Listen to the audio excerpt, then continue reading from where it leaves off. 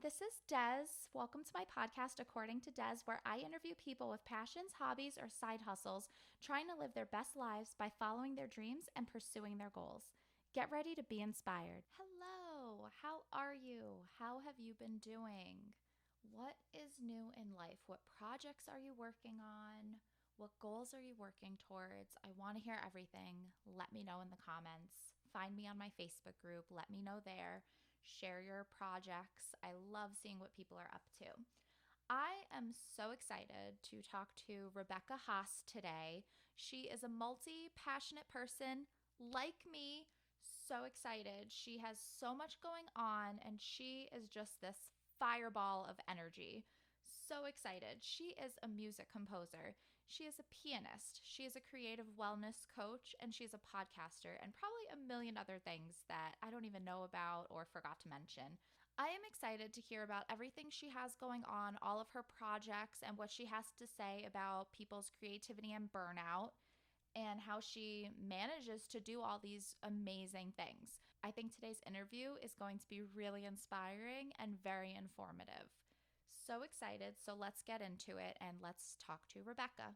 So everyone, I'm so excited. I'm here with Rebecca Haas, and she is a pianist, music composer, creative wellness coach, and podcaster. So all really cool things. I can't wait to talk about all this amazing stuff that you do. So thanks for joining me today. Thanks so much for having me. I'm excited to be here. Yeah, very excited. So you do so many cool things, and which I really liked because I do a lot of different things too. So it was nice to see somebody has a lot of different passions and hobbies and businesses and a lot of creativity that you're working towards, which is awesome. Were you always creative growing up? I really think that everyone is creative, even if we don't see ourselves that way. But yeah, I started studying music when I was 6.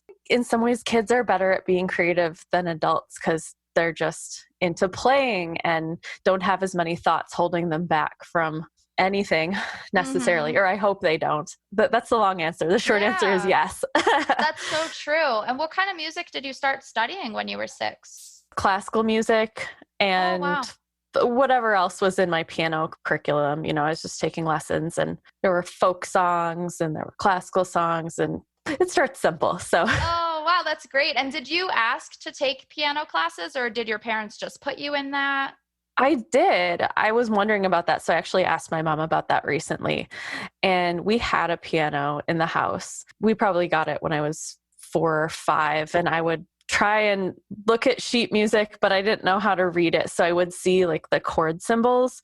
And so my parents taught me where the different notes were on the piano. So I'd like see a C and I'd play the C, and it wasn't the song because it was just like the roots of each chord, but I tried to kind of figure it out. And then I think they asked me and I said no. And then they tried again later and I said yes. Then we went ahead with it.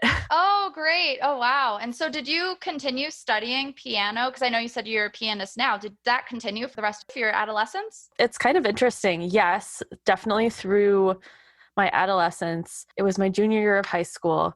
I was getting more and more interested in jazz and less interested in classical music.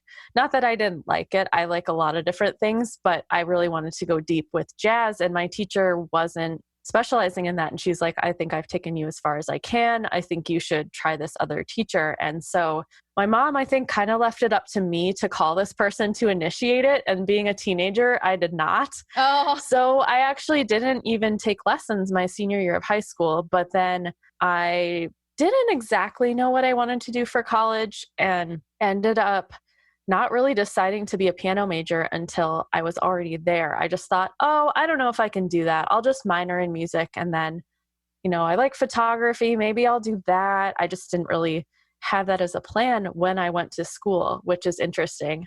Oh, that's funny because I kind of had the same experience. I knew I wanted to go into some sort of helping profession, but leaving high school, I just had no idea what I wanted to do. So I just went to a community college, just do the prerequisites. It was a 2-year school. So I just went through programs of other nearby colleges just to decide what I wanted to do because I had no idea. So same thing. I decided when I was in college what I was going to major in. I think that's so smart because college is so expensive. Yeah. And what school did you go to?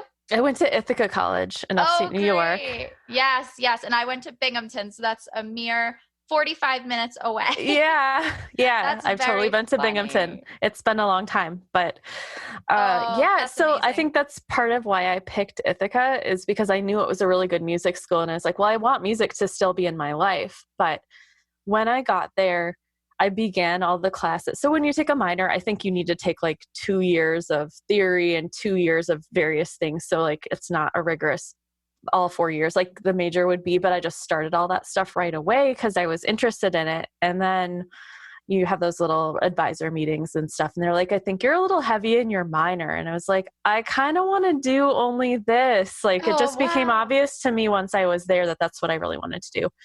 And luckily I was smart enough to have pushed myself to take AP classes in high school. So I had all the generals finished. They took all that Oh, credit. Yeah. So awesome. I was able to transfer into the major for my sophomore year and not spend any extra time in school, which that was a good thing. Oh, that's amazing. And was your major then piano? Yeah. Mm-hmm. Okay. Oh, great. So you didn't know from a young age that you wanted to be a musician professionally, but you just knew you wanted to have it in your life in some capacity? I think I went through different phases of thinking, oh, I'll be a piano teacher or, these different things. And then I don't know, I think what happened in high school is that I didn't believe in myself enough that I could do it. And now looking back on that, I'm like, why did I think that? Like we can grow and learn. But, you don't know what you don't know. And I made those choices and I followed what I thought was right. And it turned out that I'm happy with my choices. So, Oh, great. we figure it out. Yeah, absolutely. Wow. So you ended up there eventually. Exactly. You do Brazilian music now, is that right? Yeah. When did you discover your love and passion for Brazilian music in particular? I think I specifically realized it. It was either sophomore or junior year of college. I was about 20 and I was taking a class on Latin American music just as like an extra elective because I thought it sounded cool. It was the kind of class that non-majors took because it was easy. And I just took it because I was like, I think Latin American music is cool. And I was interested in jazz already. And I think I was interested in Brazilian music before I understood that I was interested in it and really like differentiated what different types of Latin jazz were and stuff like that. But I just know that I would be in the library listening to, so this was like a little before we could download everything. So you had to like go and listen to the reserved record or CD or whatever for the class. And I'd be sitting there and I was supposed to listen to like track 5 of this one and track 1 of that one. And I was like, I just want to sit here and listen to this all day. I became obsessed with it. And each artist that I learned about, I would learn more about them and learn who they influenced and who they were influenced by. And then I would listen to that person. It just kept growing from there, my interest in it. So I started to play more Brazilian classical music and try to like infuse that into what I was doing at school. And then I moved back to Minneapolis, where I'm from, after I graduated. And I was at a music store and I saw this flyer for a Brazilian drum group called Batucada do Norte, which means drum group of the North. Oh my And I gosh. emailed, and they were like, why don't you come and see if you like it? And I was like, I'm pretty sure I'm going to love it. But like, Wow. thanks for being casual about it. And that was in 2006. So I joined that group, got really, really into it, got into performing with them like pretty much right away. There just Wow. happened to be a performance. And I was thinking, whoa, I just started doing Brazilian percussion. Like what is going on? Oh my but gosh. That's but amazing. since I was a musician, it was easy enough for me to kind of roll with it. Mm-hmm. And then they told me about this camp called California Brazil Camp, which is in Sonoma County in Northern California, which I actually live a couple hours from now. I just moved here a Oh, year ago, which oh, is great. amazing. Yeah. And I went there for the first time in 2007. And that's really when my interest just started to kind of explode and flower because I just learned so much when I was there. You're basically in a redwood forest for a week with no cell service and completely immersed in Brazilian music Wow. or dance. Yeah. And they bring in amazing people from Brazil. So like it's basically the best place to go and be immersed without leaving the country.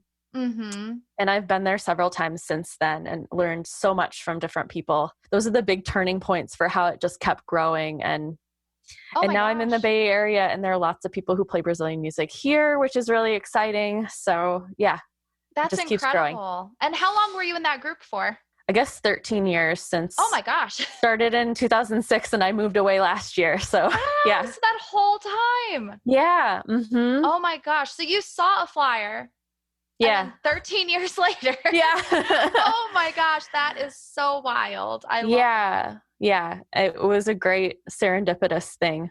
Yeah, And really, like really. in Minneapolis, once you learn who the people are who are into Brazilian music, you pretty much like know all of them. It's a tight knit Oh, okay. community and there's not that many of them. Oh, wow. That's great. So what Yeah. made you want to move to California? My partner got a job here, but through all my trips to that camp, I also have an aunt and uncle who live here, and I would visit them every time I went. And I was always thinking, I love the Bay Area, but it's so expensive. I could never move there. But then he got this job offer, and we thought, could we do this? And it turns out we could, and we did. Wow. Oh, so Yeah. cool. Wow. How was it leaving that group after 13 years? Was that hard for you or emotional? Yeah, definitely. A lot of those people were my very good friends. I made an album a couple years ago, and one of the leaders of that group is the percussionist on the album. It was definitely difficult, but they were Wow. all excited for me too. Oh, that's And they were amazing. kind of like, we wish we could come to California too. Oh, wow. Do you have plans to join a new group out there? I'm more interested in finding opportunities to perform on piano. Okay. And I'm not opposed to joining a percussion group, but I kind of feel like with just figuring out, pre-COVID, even just Hmm. figuring out like my place in this music scene and work and all that stuff, I just kind of hadn't gotten that far yet. But Right. yeah, maybe that'll come up. That would be Oh, cool. wow. Great. And so tell me about this album that you made. Yeah, so it's called Florescer, which means bloom in Portuguese. And there's kind of many meanings to that. As a coach, I like the metaphor of growing, planting seeds, looking to nature for how we grow in an organic way, not in a push yourself sort of way. And also my family are gardening people. Like my dad Oh, wrote a book about growing roses. oh, wow. Two of my uncles grow dahlias at the Haas family farm. My aunt has a horticulture degree. Like the Oh my Haas's are gosh. flower. Yeah, the Haas's are plant people. And sometimes I'm like, am I allowed to still be in the family? Because I don't really do anything. You went off the Or I beaten ignore, path. yeah, or I like ignore plants and accidentally kill them. Like, can I still be a Oh Haas? Is that no. okay? Yeah. Oh, it's okay. They didn't disown me, but Oh, that's too yeah. funny. Yeah, so it kind of has more meanings. And when I was trying to figure all the logistics of the album, it's like, oh, I need photos for the cover. I have no idea if I should do a photo of myself, if I should do art, what should I even do? And we visited the family farm, which I hadn't been to in like over 20 years because my grandparents passed a long time ago. And one of my uncles lives there and grows thousands of dahlias. And so we were like, let's go see the dahlias. They're in Wow. bloom. My dad had his camera with him. So I was like, can you take a picture of me by a dahlia? I love these flowers. But then my uncle's actually a professional photographer, and he just kind of like turned it into a photo shoot without me asking him to. Oh, wow. Yeah, because my uncle was like, oh, yeah, I'll take some. And yeah, go stand over here. And so it's like a part of my family, but it's also a part of growth and my belief in growth and a growth mindset and just growing the dream of being able to even make an album, which is a long process. Mm-hmm. Oh, that's amazing. I love that. So what was that process for you? How did you go from idea to actually having this album, this tangible album? Over a long period of time. So it came out in 2018. I think I started writing the arrangements for it in 2013, but I wasn't like, I'm writing an album, I'm going to start writing this stuff. I worked at a music school which had faculty recitals, and you could submit a proposal and, they would program you based on whatever you proposed. And so that first year I said, I'm going to write 2 piano arrangements of these traditional Brazilian choros. And so I had a deadline. That motivated me to get those done. And I just kept doing that every year for like 4 years in a row. And eventually I was thinking, I have enough arrangements and now original pieces to make an album. Maybe I should just do it. And that school also They're amazing. They have a lot of resources that they use to help their faculty, but there was a grant process for like an artistic project. And I happened to get that grant in 2018, which was only a small part of funding the album, but I was like, okay, I've got the grant. Now I'm on a timeline. Here we go. And so I Wow, did a so cool. Kickstarter. Yeah. And actually, like from March to October was the process. Like I got the grant in March and I released the album in October. And that's actually like a pretty quick turnaround for both finishing the writing, funding it, and recording it, and mixing and editing and all that stuff. That does sound really quick. Yeah, but I had never done it any differently. So I just kind of, went ahead with it because that's what I was doing. Yeah, absolutely. Wow. Very cool. And so your album is for sale on your website, right? It is. Yep. Awesome. Awesome. And I'll definitely put that link in the show notes. Very cool. And you have a preview on there. I listened to it. It's beautiful. Yep. Thank you. It's beautiful. That's really, really incredible. So Thanks how so much. did you go from all this music, musician, composer, pianist, to creative wellness coach? Yeah, good question. Also like a circuitous path, like all things in life, I think. But I have always been a very achievement-oriented person, very type A, very workaholic, which I think was reinforced by being in music school, because it's the kind of thing where you brag about how little sleep you get and how many classes you're taking and how much you practice that day. And American culture also wants us to work all the time. I come from farmers. I come from like a work ethic being a strong value in my family. Like there are a lot of things that were kind of pushing me towards overwork. But there were a couple times over the last 10 years when I was severely burned out, very anxious, functional from the surface. Like if you didn't know me very well, you wouldn't really know. I was definitely not functioning very well. I was completing my responsibilities to other people, but not doing much else. Knowing that and knowing how much pressure I had received and how many messages I had received myself that I needed to work hard all the time and it's not okay to rest and you have to hustle. And I think entrepreneur culture has a lot of these messages too, which most musicians end up being. I'm sure you can relate to some of this stuff too. And it's like, it doesn't work. I was burned out and I couldn't do anything. So the second time that this happened was in 2017. It was basically like a summer of me recovering and trying everything holistic that I could. I looked at my diet. I did a lot of acupuncture. I went back to therapy, like list any anxiety remedy, and I tried it. And things were still not changing for me. And this isn't a recommendation. I'm obviously not a doctor, but like the right choice for me at that time was to go on anxiety meds, something that I never thought I wanted to do or something that people don't really talk about. That was kind of a turning point for me, not because I went on meds, but because I was forced into focusing mostly on taking care of myself in order to recover. And I knew that I didn't want to go back to that same like completely full Google Calendar because it just wasn't going to work. It wasn't going to be sustainable and it never was. And the older you get, the less energy you have. So it's like, I knew that I couldn't keep doing that. And I knew that I'd been kind of having these conversations with people about these wellness topics. I'd been blogging about it before that. I'd been sort of informally coaching people and I hadn't called myself a coach, but I was like, hang on, I'm really passionate about this. And I know I have a perspective that can help people. And this is the direction that I want to move in. It was kind of an organic process, but oh, wow. Great. Yeah.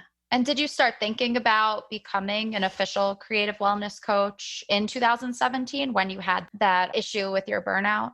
Yeah, that's kind of when it started. And then I officially launched it the next year. Okay. And did you have to go through any training or anything? I know there's some coaching programs and I haven't. That's something I would like to do, I think, in the future. But also I think that personal experience and learning is also really valuable. I don't want to say like training isn't important or that people shouldn't do it or anything like that. But I just know I'm the kind of person who sometimes would hide behind like, oh, I'm not qualified to do that yet until I get this credential. And I just didn't want to make that hold myself back. Gotcha. I've tried to do smaller trainings and other ways to learn, but I have not done a formal certification. Gotcha.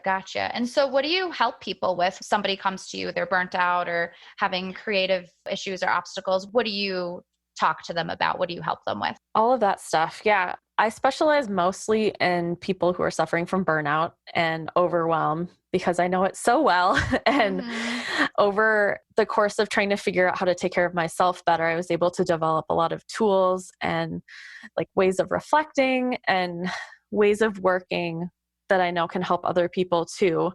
So people come to me when they're feeling overwhelmed and burned out and they're like, I just don't feel like I can ever rest. What do I do? But I also get people who are kind of stuck on a project or stuck moving ahead with their creative work, or they have a project they've always wanted to do, but they just can't find the time or space or courage in their life. It's definitely from both of those angles. But I think the thing that all of those people have in common is that they're stuck and that they really need support from an outside source to help guide them through that stuckness into moving forward. Yeah, absolutely. A support system is so important. You said that you believe everybody is creative, but there's so many people that say they don't feel they're creative. They don't feel they have a talent. They don't really have a passion. What are your beliefs about creativity, and how can people kind of tap into their own creativity? You mentioned the word talent, and I think that's a word that a lot of us get hung up on. We think we're talented or we're not talented. That can really hold you back if you think you're not talented.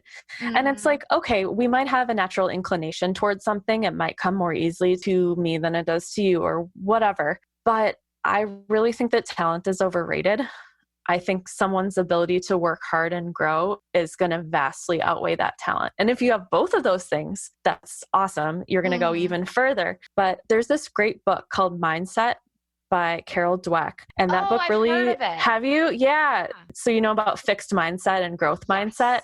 Yes. Yeah. That concept just totally blew my mind when I read that book. Because I think I was really in fixed mindset before. I know I just said I didn't really believe in myself being able to major in music in college because it was like fixed mindset. I am this way and that's how I will stay. And really, that's not how it has to be. You can, through your mindset, you can choose to grow instead of staying fixed. I think that belief that you're able to grow is a lot more important than being talented. Right now, I think more than ever, we just need to do things that feel good. And I think a lot of times we discount things that feel good because we're like, well, work's got to be hard in order for it to have value. And I really don't think that's true. It's something I'm still wrestling with after the value of hard work being drilled into me for so long. I actually made this email course. It was a challenge that I did in my Facebook group, Creative Wellness Club, at first, but now it's a free email course that people can do. It's called the Feel Good Creativity On Challenge. Oh, and great. so if people are feeling stuck, I think that's a great resource. It walks you through 5 days of super easy, bite-sized creative prompts with a wellness prompt, because we're living through a very stressful situation right now.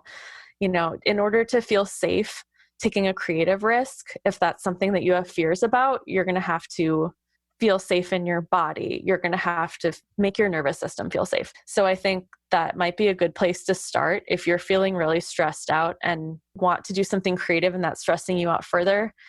You can think about what's the smallest, lowest stakes way I can do that. For some of us, say I put a lot of pressure on myself about something I'm doing piano wise. Like maybe that's not how I want to de-stress on that day. If I'm feeling a lot of pressure about like my main thing, maybe I'll pull out some paper and some fun pens. I like to doodle. Maybe that's what I do. You might not see that as significant or important if you're like looking for it to be a major achievement. But I think any way that you can take the pressure off yourself to achieve or to be good or any of those things, I think that's a great place to start. Awesome. I agree. I've talked to a few other creatives, interviewing them, and they've said the same thing when they're kind of feeling stressed with their own passion. If they do art or whatever, they'll doodle for fun, like no pressure, or they'll do an arts and crafts, or they'll color something very low pressure and fun, but still creative in that way. You're still kind of engaging that part of your brain and having fun. And I think creativity shows up in a lot of different ways that maybe we don't think of, because creativity, like we just talked about art and music and these things that fall under the heading of art, but like say you own a business of any kind, you need to be creative in finding solutions to make things work for you. Yep. You might need to be creative in making dinner tonight because you don't have all the ingredients you wanted. Creativity comes up in so many different ways that we might not give ourselves credit for, I think, too. That's so true. You mentioned the time we're in now and just our culture of our society that's like, go, go, go, busy, busy, busy, fill your calendar, and how it's almost like a bragging right now. Like, there really is this kind of guilt almost of, binge watching a show or just like relaxing or reading a book. How do you feel people can kind of get out of that mindset, and not only get out of that mindset, but kind of fight that societal expectation that if you're not busy or occupied or overwhelmed, that you're kind of, because it goes into people's worth, right? Like people think that if they're not busy, if they're not creating something, if they're not checking the boxes of everything on their to-do list, that they're not worthwhile or not worthy or not fulfilling their obligations. Like, how can we fight back on that societal norm and have people be guilt-free about that?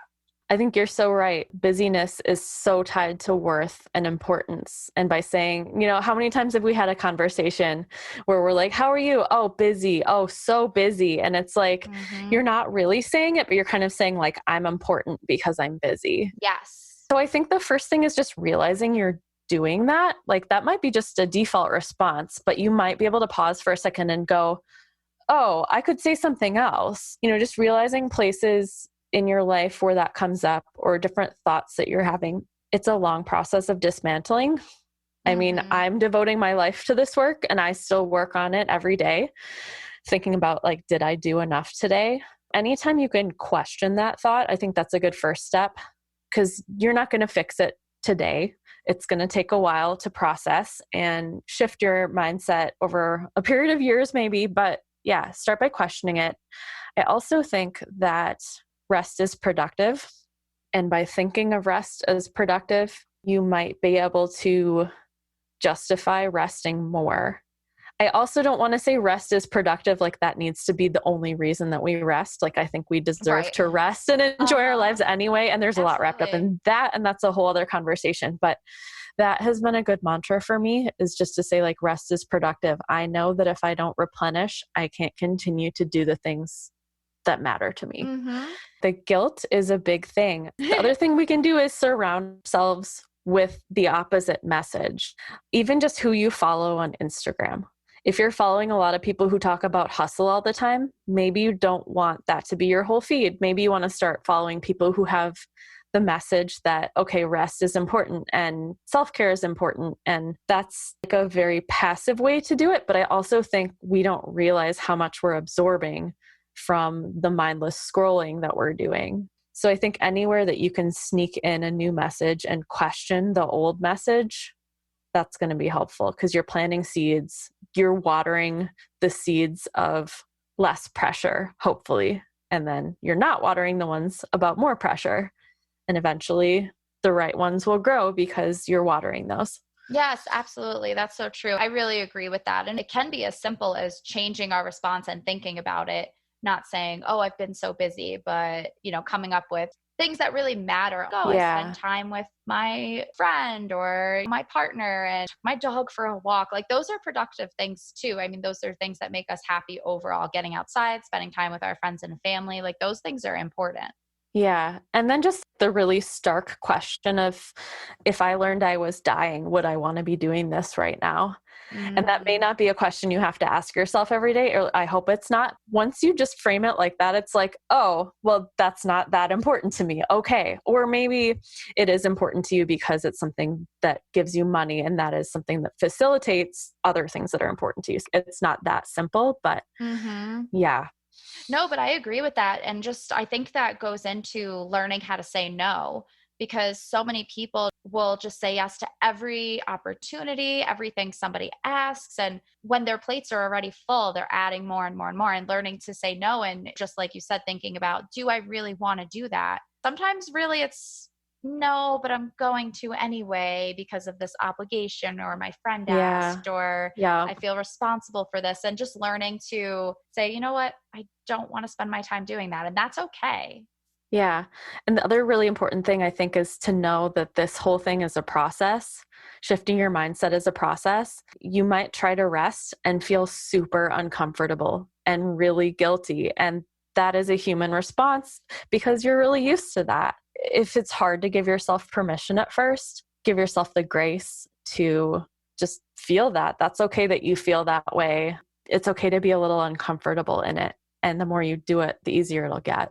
Yeah, that's very true. And that's something that people often say too about meditation, that Yes. when you start, and I've had this experience too, it's so difficult. I'm kind of like a fidgety, anxious type of person on the go all the time. And meditation's really, really hard for me. I just feel myself jumping out of my skin. And I'm like, I can't do this. I can't sit for this long. That discomfort does get easier over time. Yeah, that's such a great example. Do you know Pema Chodron, the Buddhist teacher?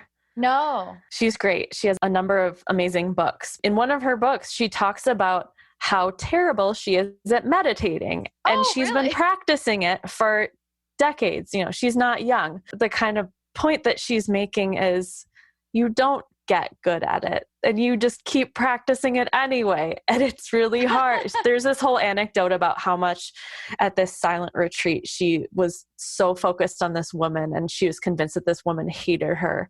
Those were the thoughts going through her head while she was trying to, clear her mind of thoughts. And she's like, this happens to me too. And the monkey mind is there. Oh, that's amazing. Yeah. So I'll have to definitely check her out. I've heard so many she's people great. going on these silent retreats, and I just can't even fathom it. I don't think I'm like, I don't know how people do that. I can't. Yeah, that's tough. I mean, that takes skill. It's like anything. The more you practice, it gets easier over time and you get a little bit better at it over time. And it's important. I mean, there's so many studies that show the benefits of meditating and just sitting in silence and pushing away all your thoughts and being comfortable with just yourself. And that's really hard.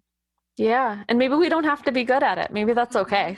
Yeah, that's totally okay. And it's hard to say. Yeah. Oh, absolutely. And I know for me, whatever works for you, I know for me, because it's so hard for me, that I do meditate every day, but at night before bed. So I lay down in bed. I have apps that's easier for me. So I have an app and I turn it on when I lay down and I lay flat on my back and I listen to the app until I fall asleep. And I know that's what works for me. So that's what I do for now, Yeah.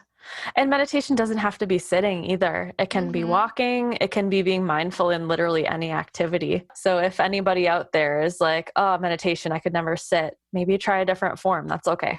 Yeah, absolutely. I visited recently. It's called this Mother Cabrini Shrine here in Colorado, and they have a meditation walk and it's beautiful. We weren't meditating or being silent. We were the only ones on it, me and my boyfriend. So we walked through and we were talking and everything, but they have a meditation walk that you can go there anytime day, and they have benches and they have this beautiful path you walk on, and it's this big loop and water fountains, and it's beautiful, and it's called the meditative walk, and it's really nice. So yeah, and I did talk to a monk in Thailand, and he said that there's all different types of meditation, that there is walking meditation, there's standing meditation, I mean there's guided meditation, there's just silence, and yeah, so many different kinds that people could experiment with and try out. You now have a podcast as well. Can you tell me about how that started, how long you've been doing it, what your podcast is all about? Yeah, it's about to change, but back to but I'll go back to how it started. Okay. So there's a podcast called Being Boss that's for creative entrepreneurs, which is an amazing podcast. I think it's been around maybe 5 years at this point. There's a whole community that's developed around it. And I think I started listening to it somewhere near the beginning. So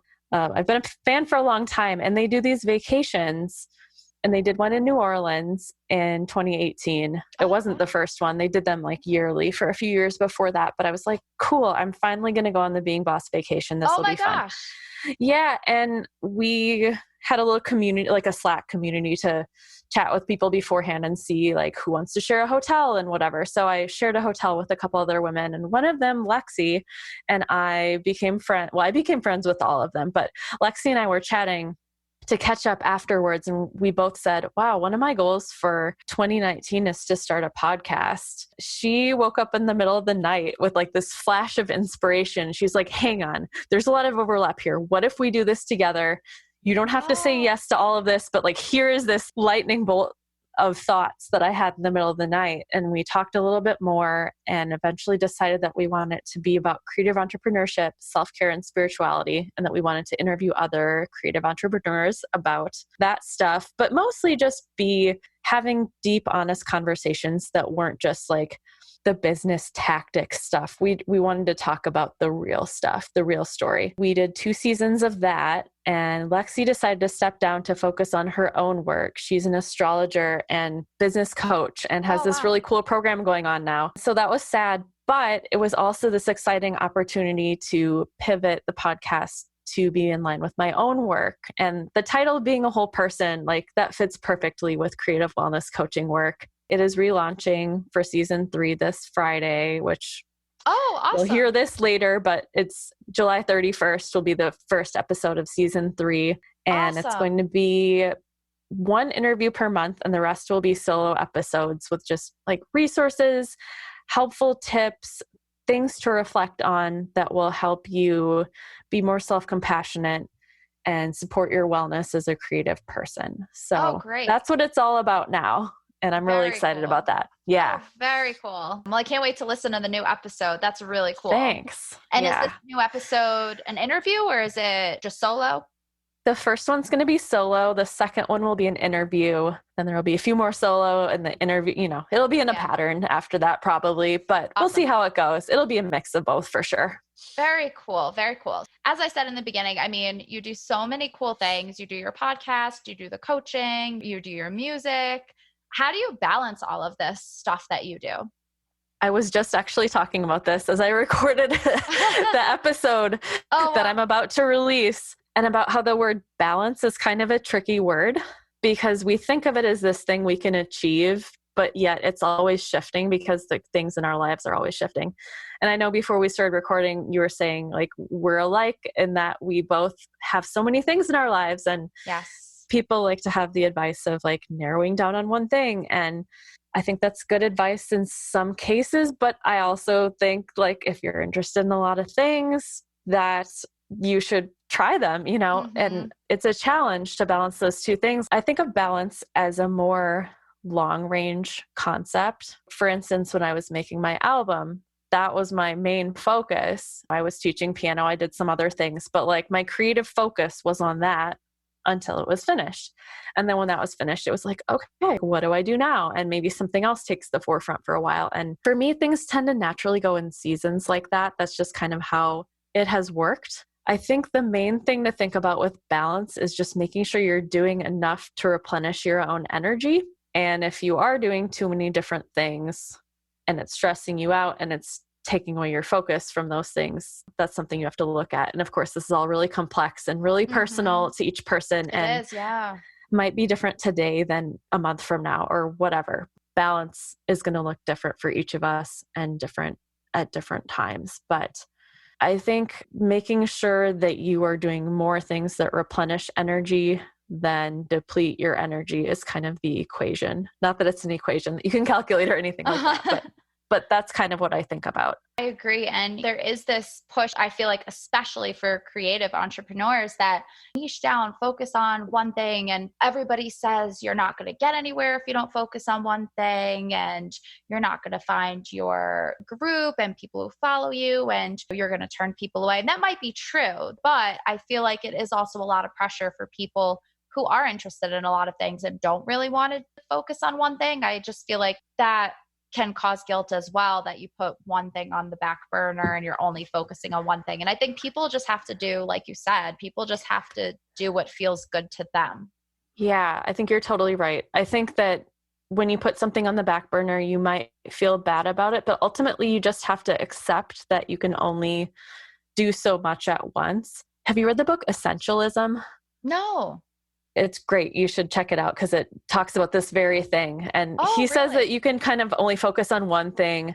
And like, I think it kind of reduces things down too much, but there's this kind of concept that you have like 4 burners on your stove. And I think it's like family, health, work, and fun. I'm blanking on what the 4 things are, but he's like, you can only really have one burner on at a time, on like full blast. I'm totally messing up this metaphor, but that's okay. There's this diagram that is basically a little circle, and it has a bunch of little arrows that are really short and they don't, they stretch out like an inch. And then the next diagram has a circle, and then it has one long arrow kind of representing that if you are putting your effort in lots of different places, they're going to move forward, but they're not going to move forward as quickly.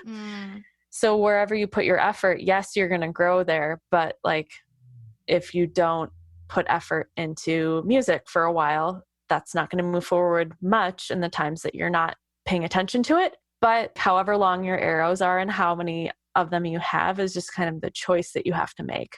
Yeah, absolutely. And I think people that want to focus on a lot of things, that's okay. And like we were saying before, you don't have to go far with everything that you do. It's okay to do things for fun, and it's okay to do things that you're not good at, and it's okay to be bad at things and still enjoy them. And I think there's a lot of pressure at, oh, you're really good at painting, you need to sell that art, you need to have an art show. And no, you can just paint for fun. That's okay.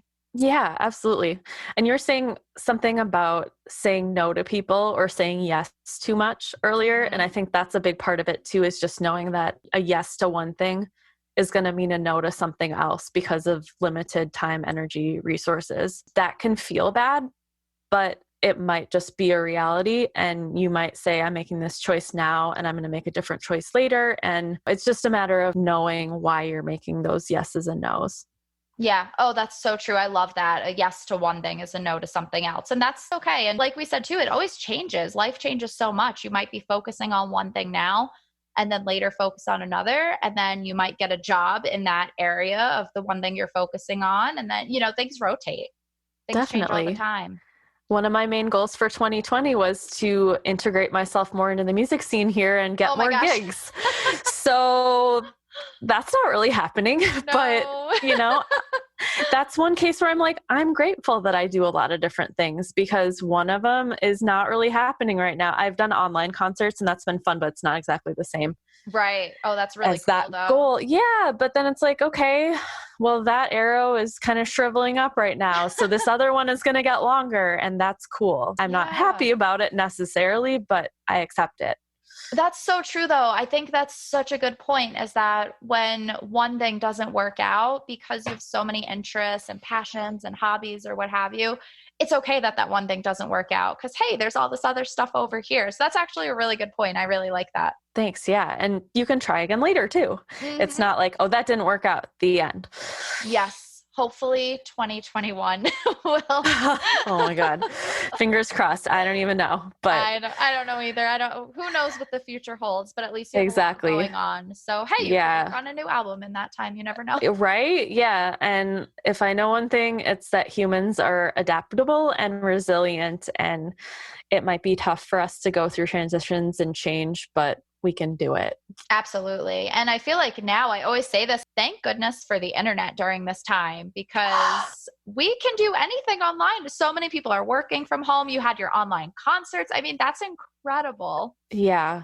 It's really, the only thing you can't do is play music with other people in real time on Zoom, which is very sad. But I've done some very cool things. I don't know if you know the app Acapella, but people use it. I saw your video though that you posted. That was so cool. Thanks. Yeah. People used it to loop their own voice. Like, I think that's how it was intended, to layer their own vocal tracks. But I've been collaborating with friends from that music camp actually who live across the country. Oh my gosh. We just kind of trade off.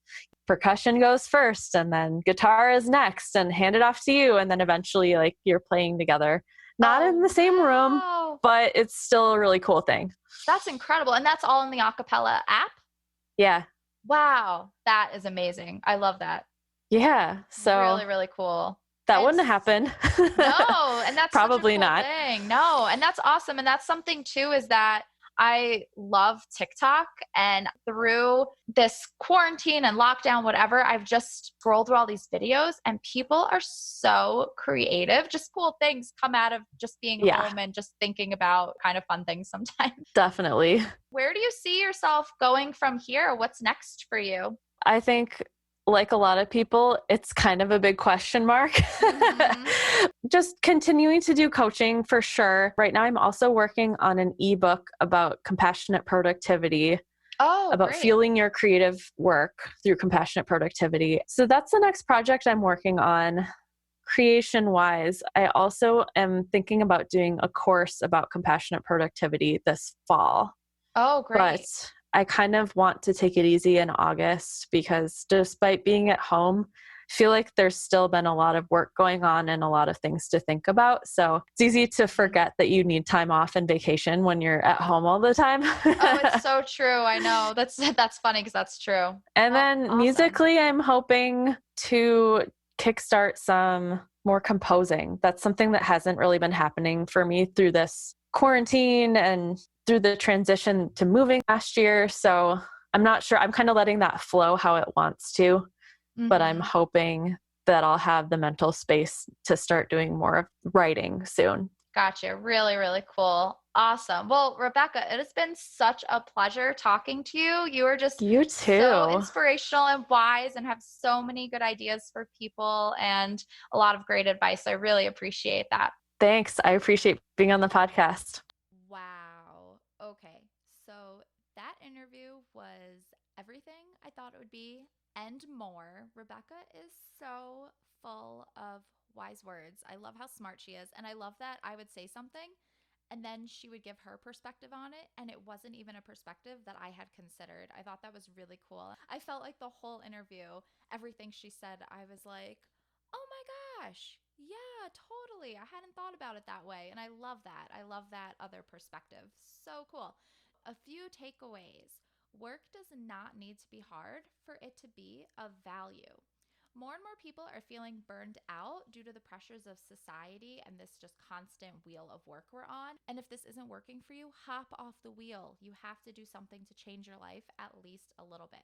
You don't need to be talented to be creative. Everyone is creative in their own right. This is a big one. Rest is productive. It's so important to rest. So, so important. Sometimes we need to make rest a priority and it gets put last, and that is not helpful for our overall well being. Shifting your mindset is a process. It's good to be aware of and let yourself acknowledge how you're feeling, but changing thoughts and behaviors can take a very long time. It is a process, and that is okay. It's okay to be bad at things and still do them. And that's something I try to tell my kids that I work with all the time. It's totally okay to be bad at something and still enjoy doing it.